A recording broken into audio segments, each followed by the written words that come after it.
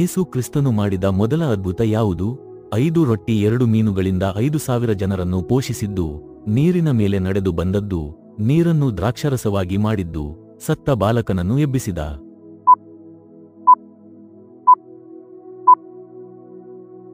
ಯೇಸು ಕ್ರಿಸ್ತನು ಯಾವ ಸ್ಥಳದಲ್ಲಿ ಬೆಳೆದನು?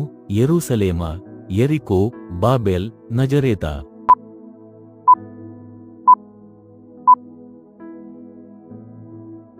ಯೇಸು ಕ್ರಿಸ್ತನು ಅಡವಿಯಲ್ಲಿ ಎಷ್ಟು ದಿನ ಉಪವಾಸವಿದ್ದನು? 41 ದಿನಗಳು, 40 ದಿನಗಳು, 30 ದಿನಗಳು, 21 ದಿನಗಳು.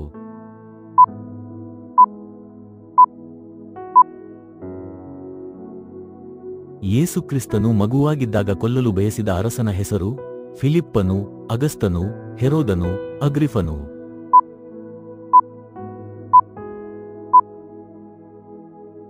ಯೇಸು ಅಡವಿಯಲ್ಲಿದ್ದಾಗ ಸೈತಾನನು ಎಷ್ಟು ಬಾರಿ ಆತನನ್ನು ಶೋಧಿಸಿದನು? 3, 5, 7, 4.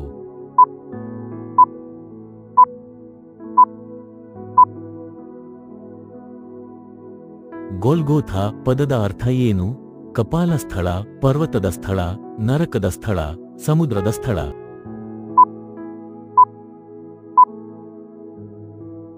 ಯೇಸು ತನ್ನ ಮೊದಲ 2 ಶಿಷ್ಯರನ್ನಾಗಿ ಯಾರನ್ನು ಆರಿಸಿಕೊಂಡನು? ಯೋಹಾನ ಮತ್ತು ತೋಮ, ಸೀಮೋನ್ ಪೇತ್ರ ಮತ್ತು ಆಂದ್ರೇಯ, ಮತ್ತಾಯ ಮತ್ತು ಫಿಲಿಪ್ಪಿ, ಯೂದ ಮತ್ತು ಯಾಕೋಬ.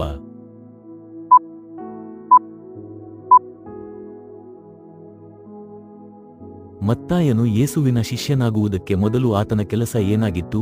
ಮೀನು ಹಿಡಿಯುವುದು, ಫರಿಸಾಯ, ಸುಂಕ ವಸೂಲಿ ಮಾಡುವುದು, ವ್ಯವಸಾಯ.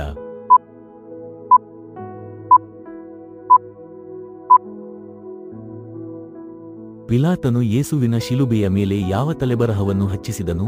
ನಜರೇತಿನ ಯೇಸು, ಯೆಹೂದ್ಯರ ಅರಸು, ಮನುಷ್ಯ ಕುಮಾರ, ದೇವಕುಮಾರ, ಯೋಸೇಫ ಮಗ.